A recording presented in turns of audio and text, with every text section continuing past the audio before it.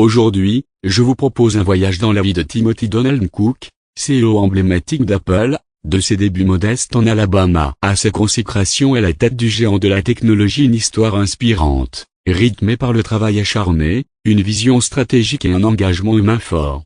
Installez-vous confortablement, c'est parti. 1. Les racines, enfance et formation.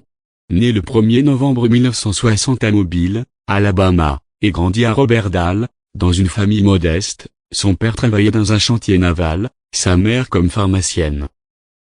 À Roberval High School, il se classe deuxième de sa promotion, reconnu pour son sérieux.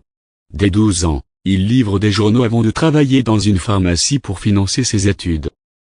Diplômé en génie industriel à l'université d'Auburn en 1982, il poursuit avec un MBA à Duke, où il est distingué Fuca Scholar. 2. Ascension dans la tech, IBM, Intelligent électronique, Compaq. Rejoint IBM en 1982, il reste 12 ans, gérant la distribution et la fabrication nord-américaine.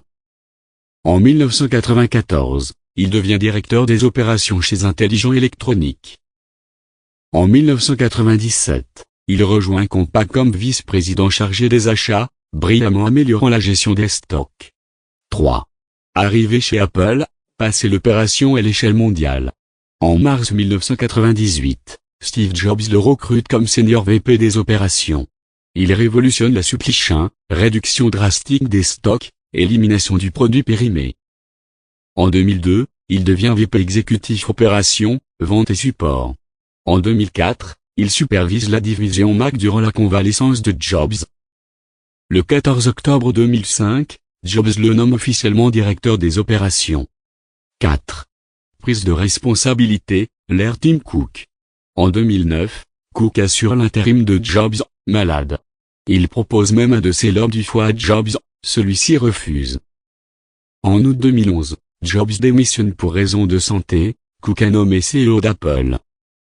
L'entreprise poursuit sa croissance, introduction de l'Apple Watch, des AirPods, et du Vision Pro. La stratégie de diversification vers les services se concrétise. 5. Une transition mesurée, leadership and valeur. Cook a remplacé la gestion très directive de Jobs par un leadership collaboratif, encourageant l'innovation continue et l'équilibre dans l'entreprise.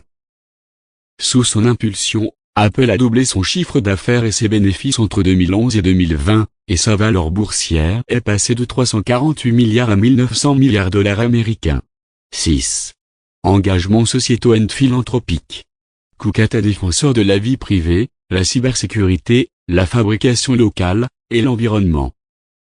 En 2014, il devient le premier CEO d'une entreprise Fortune 500 à faire publiquement son commun goût.